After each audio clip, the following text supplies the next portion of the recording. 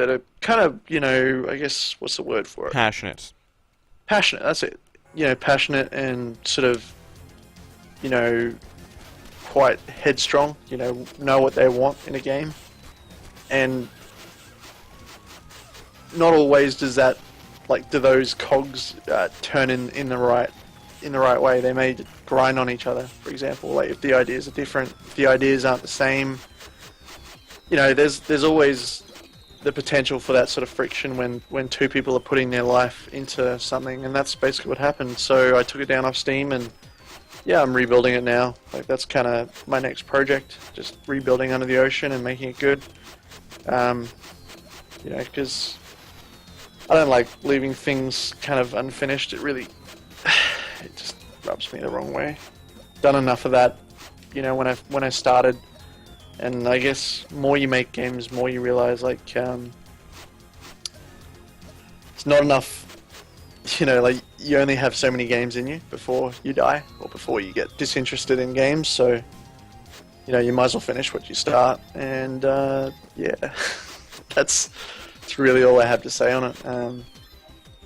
I hope it turns out better than this. I think it will turn out better than Fistful, just judging by how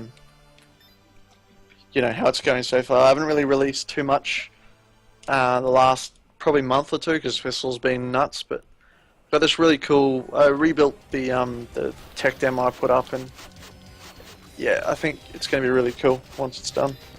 That's awesome. So, how did you get in touch with Devolver? How did they even get associated with the project, if you don't mind my asking about that? It was on Twitter. I think one of them I think it was Nigel saw the trailer, and I just tweeted him and said, "Sup," or something stupid like that. and thus an amazing partnership was born. Yeah. Yeah, man. Yeah. I mean, they've been great. There's nothing they brought a lot to the table, more than I expected even.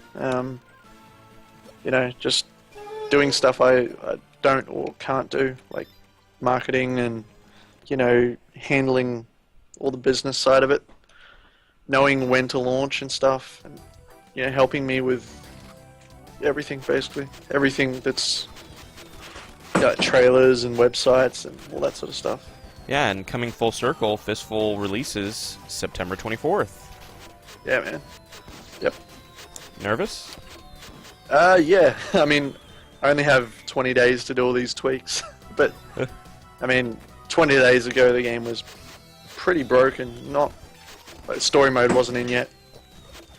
20 days ago, so. So 20 days at a time? Yeah, I mean, I'd say a month at a time, but yeah. I was kind of hoping to move off Fistful this month, and get back to Under the Ocean, but there's just so many little tweaks and stuff that I'm kind of between two things right now. It's I need this to do well for me to work on Under the Ocean, because I'll be broke otherwise. So there's no Under the Ocean unless Fistful does at least okay, financially. So I'm kind of in this weird space where I want to move on to Under the Ocean, but this needs to be perfect in order for me to realistically do Under the Ocean for more than a month. Otherwise I've got to find work, and that's never fun, because it means I do it 2 to 4 hours a day, and it'll take 10 years to get done type thing. That's what people don't realize. Games take bloody ages. If you want to do them right. Yeah, I mean, you can loot 'em dare a game up in 48 hours like I've done before, but they're not sellable. They're just, it's just concept. And that's a big thing, when Fistful, it's been, some people have reported, playing it on GameJolt, 7 months ago or whatever, and, I mean, yeah, when you build that initial thing, for most of the developers I've spoken to, it's oh, I'm finished, I'm done. But actually, all I have to do is just put in a few months, and then this game will be, ship it.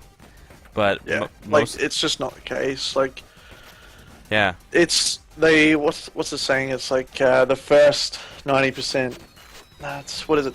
The the last 10% takes 90% of the time. You know, like the polish and stuff, but it just never ends. I don't think I'd ever say a game is complete to the point where I'd say, yeah, if you gave me 100 years to make a game, I'd take 100 years.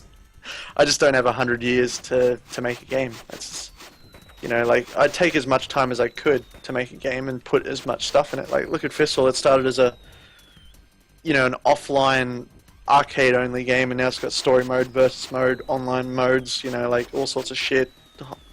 Like, events and stuff. How do you avoid scope creep in the midst of that, especially once you have, like, corporate backing? It can be very easy to be like, oh, I can make everything now. This would be a good time for me to show off the story while we kind of close out the interview.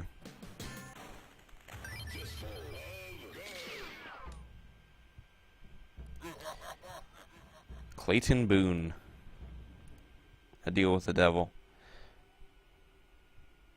To crush anyone who opposes railroad. The righteous psychosis of those he wronged. Essentially, these are all these dudes and such are they're survivors of what this evil railroad baron has done. Hey, Paul. Oh, seems Paul dropped out of the call. So, yeah. I think the mechanics were explained pretty well by Paul. Every character is different and provides hey man, what's up? way to play the game. Hey, I was just talking about... I think I dropped, or you dropped, or I don't know, something happened. Yeah. I don't remember what I was going to ask you before you dropped, actually. That's so good. I think it was feature creep, something like that. Yeah, how do you avoid, especially even for small projects, how do you avoid scope creep? Like, hey, this is going to be simple, and then not expanding that into a MMORPG, 200 hours of gameplay, procedurally generated, voice acted by Nolan North. Everybody's Nolan North. Yeah, I don't know, man. I think at some point you just need to, you know, say it's done, basically, and like you could spend like 5 years on a game, maybe even 10 years, like if you want to lose your sanity. You know, at some point you just sort of like accept that it's good enough quality and release it. So, you know, like you're kind of like limited by how much time you can spend, so, you know, like you can only fit so many features in a game for a certain amount of time. Yeah. Someone's got a bug. Time to fix that bug. Yeah, I'm just playing. You can play some story mode while I fix this. Yep. So I was doing. So, actually, that is death. It's so close. I love this trader. He's just like, he's the most shameless shill. I was just beginning to wonder where all the custom got to. And he always comes in the early levels when I have no money whatsoever, so I'm just like looking at the pretty guns. Which character are you playing? Zeke. I think Zeke and Dutch are my favorite characters to play story mode. Why? Zeke's can stealth. You can just like re-hide and line them all up type thing. The stealth just makes the AI useless in some circumstances.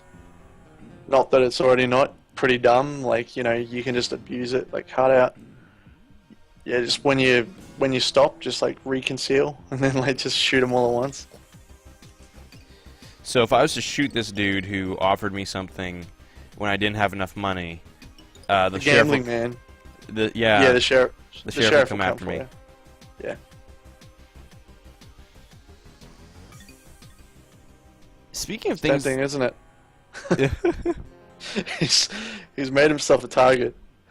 only rule is to wait until the coin drops before firing. So when you were deciding, like, for random events, like, there's not only scope creep to worry about when you're developing a game, but also, like,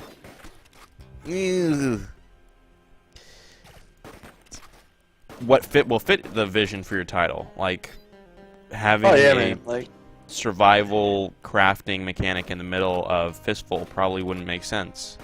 you never know. I mean, it's all the rage at the moment. Who knows?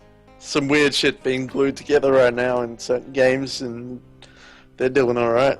So, yeah. So how did you decide what fit the vision for your game and what did not? That's a pretty hard question to answer.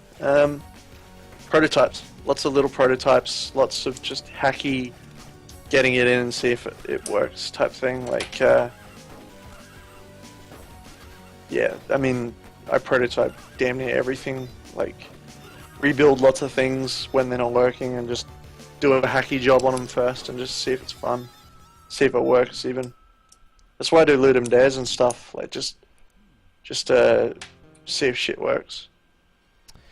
You're legally obliged to warn you may contain reference to narcotics. So, working with Lee, who was the writer for the project, did you notice that having like a writer instead of just doing it yourself, or having a musician instead of doing it yourself, actually benefited the project? Yeah, man, I couldn't have done it, even to like quarter level of quality that they did. Surashu's a musical genius, and I'm just a pleb when it comes to music. And yeah, Lee's just amazing with words, and I suck with words. So you just need to, you know, recognize there's certain things you can't do on your own. Maybe there are people out there that can do it all, but I certainly can't. Oh my gosh, I just took Pi out and I have... Oh my... Whoa. Am I supposed to be shooting things? Okay, the trees are shooting... You're tripping out, I think. I feel like I'm tripping out in real... Oh, too.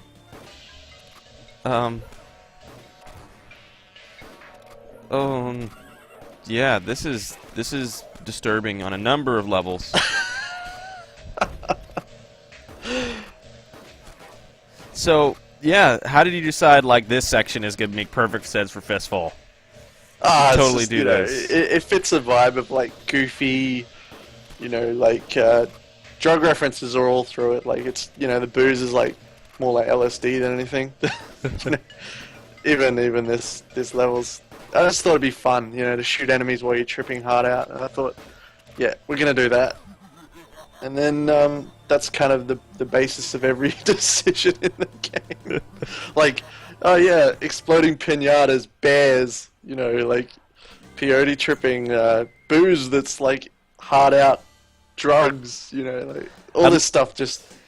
So are we going to see Fistful of Gun other places, like consoles with like a NC-17 rating or something like that? Shit, I don't know, man. It really depends on sales. Sales are like pretty much what decide everything. Like I could be broke, you know, a week after release. It's just the truth of it. In fact, the chance of me being broke post-release is probably higher than, you know, the chance of me having money. Like, it's just how it is. Depressing, but you know, that's the price you pay.